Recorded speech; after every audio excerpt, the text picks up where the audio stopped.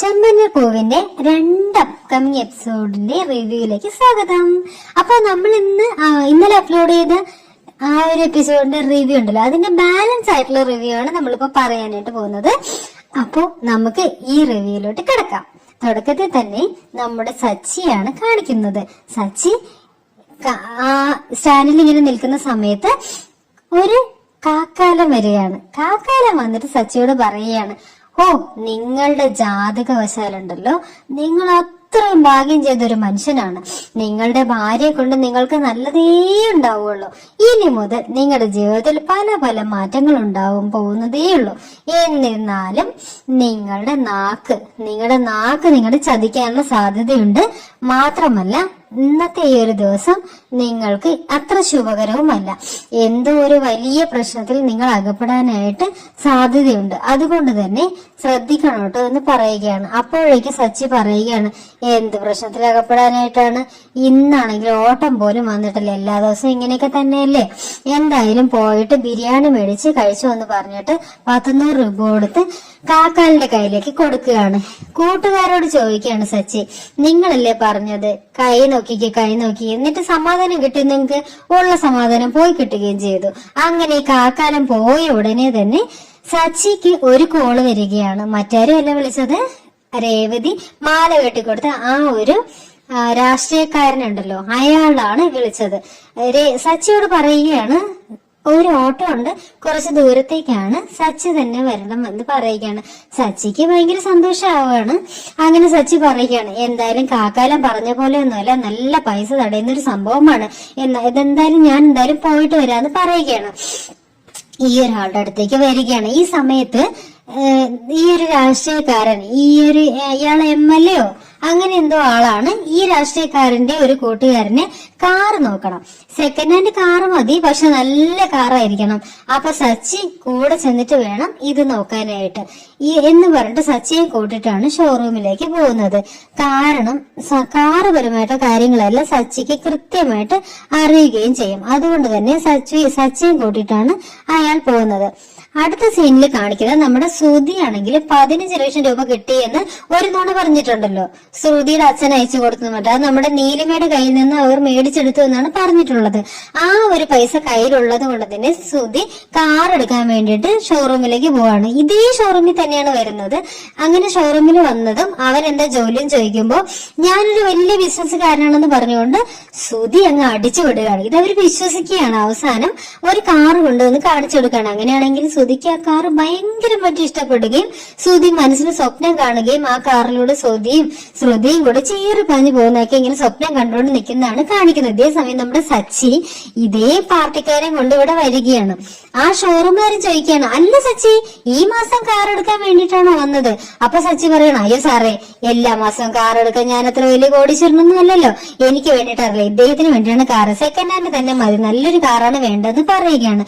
അങ്ങനെ second hand ആയിട്ട് നല്ലൊരു കാറ് മേടിച്ചു കൊടുക്കണം. അയാൾക്ക് ഇഷ്ടപ്പെടുന്നുമില്ല. അങ്ങനെ നമ്പർ ശരിയാവുന്നില്ല, അതൊന്നും മാച്ച് ആവുന്നില്ല, അങ്ങനെ ഒരുപാട് കാര്യങ്ങൾ പറയുകയാണ്.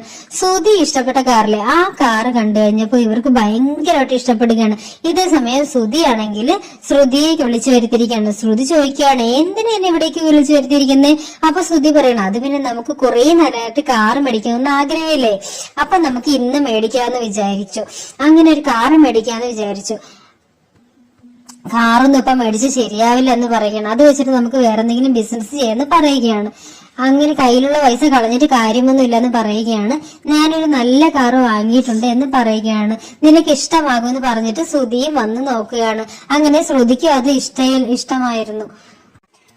അപ്പോഴേക്ക് ഷോറൂമിലെ ആള് പറയണം, അയ്യോ സാറേ, അങ്ങനെ പറയല്ലേ, ഈ കാർ വലിയൊരു ബിസിനസ്സുകാരൻ ബുക്ക് ചെയ്തിട്ടിരിക്കുകയാണ്.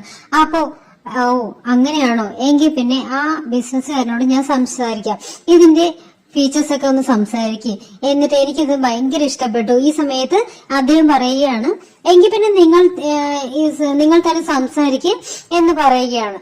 അപ്പോഴേക്ക് സച്ചി നോക്കുമ്പോൾ ഇത് ആരാണ്? ശ്രുതിയാണ്. അപ്പോഴേക്ക് സച്ചി പറയുകയാണ്, ഓ, ഇവനാണോ വലിയ ബിസിനസ്സുകാരൻ?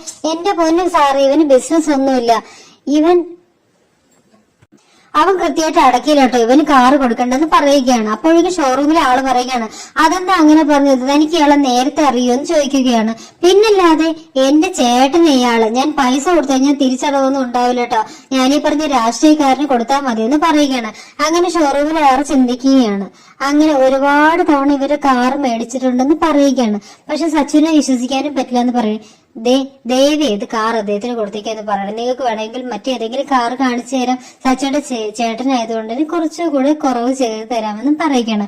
അപ്പോഴേക്കും ഇത് ശ്രുതിക്ക് ഒട്ടും ഇഷ്ടപ്പെടുന്നില്ല. ഞങ്ങൾക്ക് ആരുടെയും സഹായത്തിന്റെ ആവശ്യമില്ല, ഞങ്ങൾക്ക് കാറും വേണ്ട, ഒന്നും ആവശ്യമില്ല എന്ന് പറഞ്ഞിട്ട് ശ്രുതി ഇവിടെ നിന്ന് ഇറങ്ങി പോവുകയാണ്. എടാ, എന്നാലും സ്വന്തം ചേട്ടനല്ലേ, നീ ഇങ്ങനെ തന്നെ പണിയേണ്ട വല്ല ആവശ്യമുണ്ടോ, ജോലിക്ക് പോവില്ല, കൂലിക്കും പോവില്ല, നീ എങ്ങനെയാണ് ഈ കാറിൽ കയറി നടക്കുന്നത്, ഒന്ന് പോയേടാ എന്ന് പറയണം. അപ്പൊ ശ്രുതി പറയണം ശ്രുതിയോട്, എന്നാലും അവൻ ഇങ്ങനെ ചെയ്തല്ലോ എന്ന് പറയുകയാണ്.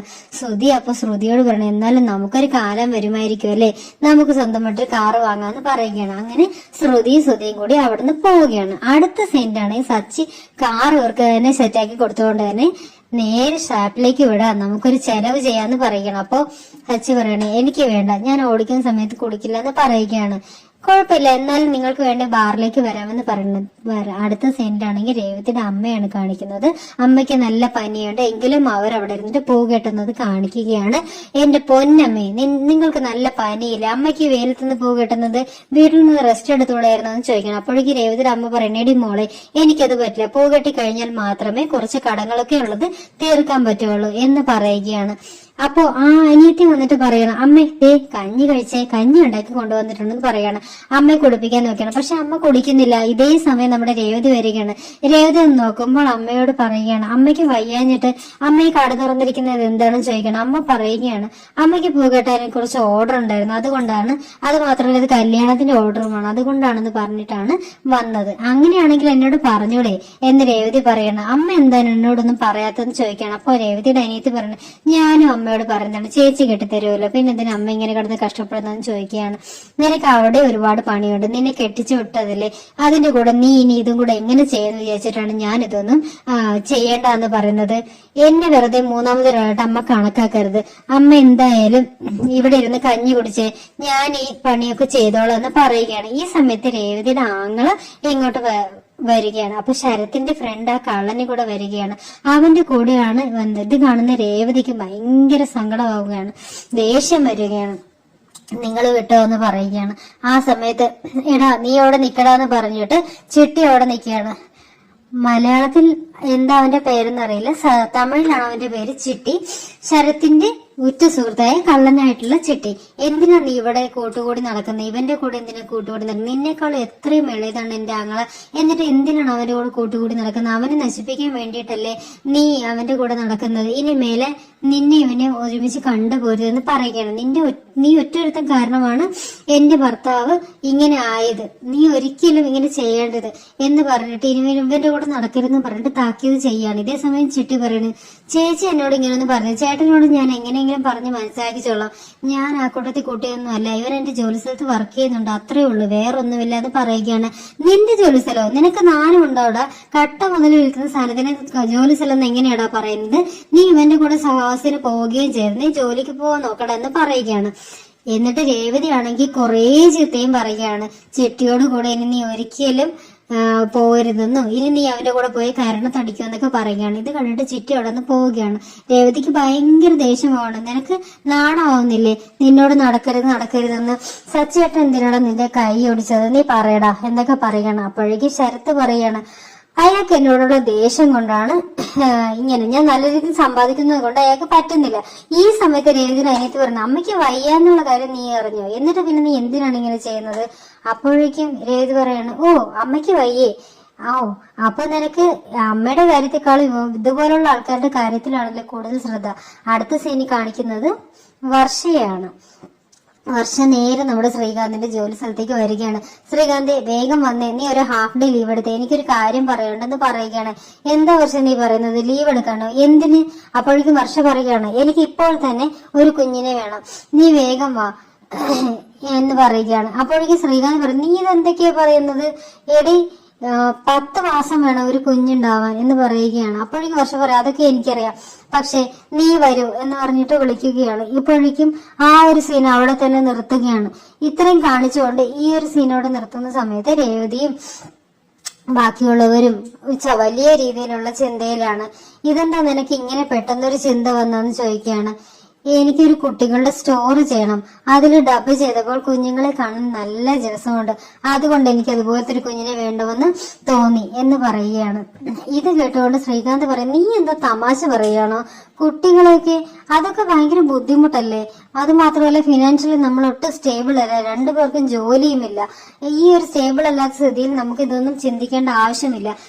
അപ്പോഴേക്കും ശ്രുതി അവരാണല്ലോ മൂത്തവർ, അവർക്ക് ആദ്യം കുഞ്ഞുങ്ങളാവട്ടെ, അത് കഴിഞ്ഞിട്ട് മതി നമുക്ക് കൂട്ടില്ല. അപ്പോഴേക്കും വർഷം പറയാല്ലേ, അവർക്ക് അവരുടെ കാര്യമൊന്നും എനിക്ക് അറിയേണ്ട ആവശ്യമില്ല, എനിക്ക് എന്റെ കാര്യം മാത്രം നോക്കിയാൽ മതി എന്ന് പറയുകയാണ്. ഇത് കേൾക്കുന്ന ശ്രീകാന്ത് പറയുകയാണ്, തനിക്ക് വേറെ കുട്ടികളുണ്ടോ എന്ന് ചോദിക്കുകയാണ്. അപ്പൊ വർഷം പറയുന്നത്, ആ സാർ ഞങ്ങൾ കുട്ടികളൊന്നുമില്ല, പക്ഷെ ഞങ്ങൾക്കൊരു കുഞ്ഞ് വേണം എന്ന് പറയുകയാണ്. അപ്പൊ ഇത് കേട്ടതും ഓണർ ആകെ ഞെട്ടുകയാണ്. എന്താ ശ്രീകാന്തേ ഇവര് പറയുന്നത്? ശ്രീകാന്തേ ഇങ്ങനെയൊക്കെയാണ് സംസാരിക്കാവോ? ഇതൊരു ജോലി സമയമാണ് കുട്ടി എന്ന് പറഞ്ഞിട്ട് അവിടെ നിന്ന് വർഷയെ പറഞ്ഞു വിടുകയാണ്. വർഷ നീ ഒന്ന് പോവെന്ന് പറഞ്ഞിട്ട് അവന് പറഞ്ഞു വിടുകയാണ്. എന്റെ പൊന്ന് ശ്രീകാന്തേ, നിങ്ങളുടെ പ്രായം വളരെ ചെറുതാണ് എന്ന് വിചാരിച്ച് ഈ പെണ്ണ് പറയുന്ന പോലെ ഒന്നും ശ്രദ്ധിക്കരുതെന്ന് പറയുകയാണ്. അപ്പോ ഇത്രയും പറഞ്ഞുകൊണ്ട് ആ സീനോട് നിർത്തുകയാണ്. അടുത്തതായിട്ട് കാണിക്കുന്നത് മറ്റു ചില കാര്യങ്ങളാണ്. അടുത്ത സീനിൽ നമ്മുടെ സച്ചിയാണ്. സച്ചിയും അതുപോലെ പാർലർ വെച്ച് നിർദ്ദേശിച്ചിട്ടുള്ള പോലെ വണ്ടി ഓടിക്കുന്ന സമയത്ത് കുടിക്കില്ല എന്ന് പറയില്ല. കല്യാണം കഴിഞ്ഞപ്പോഴേക്ക് സച്ചി ആകെ മാറിപ്പോയെന്ന് പറയുകയാണ്. അങ്ങനെ ഈ രാഷ്ട്രീയക്കാരൊക്കെ കുടിക്കാം, പക്ഷെ സച്ചിക്ക് പെട്ടെന്ന് ഒരു കോള് വരികയാണ്. കുറച്ച് ദൂരെ ഓട്ടം പോയാൽ കുറച്ച് പൈസ കിട്ടുമെന്ന് പറഞ്ഞിട്ട് സച്ചിക്ക് ഒരു കോള് വന്നിട്ട് സച്ചി വേഗം പാർലറിൽ കയറിയിട്ട് ഇവരോട് പറയുകയാണ്, എനിക്കൊരു കാര്യം പറയേണ്ടെന്ന് പറയുകയാണ്.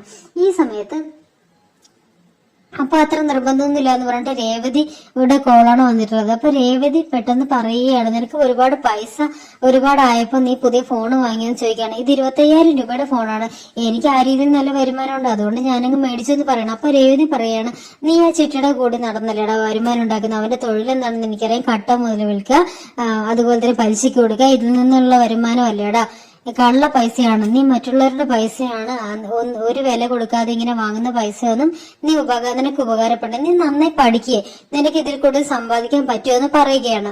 അപ്പോഴേക്കും നമ്മുടെ ശരത്ത് പറയാണ്, അതെ എന്റെ കാര്യം നോക്കാനായിട്ട് എനിക്കറിയട്ടോ, നമ്മുടെ കുടുംബത്തിന് നല്ല രീതിയിലുള്ള ഗുണങ്ങൾ ഉണ്ടാവാൻ വേണ്ടി മാത്രമാണ് ഇതൊക്കെ ചെയ്യുന്നത്. ചേച്ചിയുടെ വീട്ടിലെ കാര്യം മാത്രം നോക്കിയാൽ മതി, ചേച്ചിയുടെ ഭർത്താവ് അത്ര മാന്യൊന്നുമല്ലല്ലോ, അയാൾ ഇങ്ങനെ കുടിച്ചു നടക്കുകയല്ലേ, അതൊക്കെ പഴയ കാര്യമല്ലേ, നീ അങ്ങനൊന്നും പറയാനേ പാടില്ല എന്ന് പറയുകയാണ്. ഈ സമയത്താണെങ്കിൽ നമ്മുടെ ശരത്ത് ഈ ഫോട്ടോ ഒക്കെ നോക്കിക്കൊണ്ടിരിക്കുകയാണ്. ശരത്തിന് ഒരു മെസ്സേജ് വരികയാണ്. സച്ചിയുടെ വൈറലായിട്ടുള്ള വീഡിയോ ആണ് ശരത്തിന് വരുന്നത്. അത് കണ്ടിട്ട് ശരത്ത് ആകെ സന്തോഷിക്കണം. ഇത് കണ്ടിട്ട് നമ്മൾ സച്ചിനെ ആകെ നാണം കെടുത്താൻ പറ്റുന്ന ഒരു അവസരവും നാണം കെടുത്തില്ലല്ലോ. സച്ചിയുടെ ആ വീഡിയോ രേവതി കാണിക്കുകയാണ്. കണ്ടില്ലേ, അയാള് ആടി ഒലഞ്ഞ് ബാറിൽ പോയി കുടിച്ചിട്ട് വന്നിരിക്കുകയാണ്. ഇതോടുകൂടി ഈ കാര്യത്തിൽ തീരുമാനമായി എന്ന് പറയുകയാണ്. അപ്പോഴേക്കും അയാളുണ്ടല്ലോ വെറും തറയാണ്. ഈ വീഡിയോ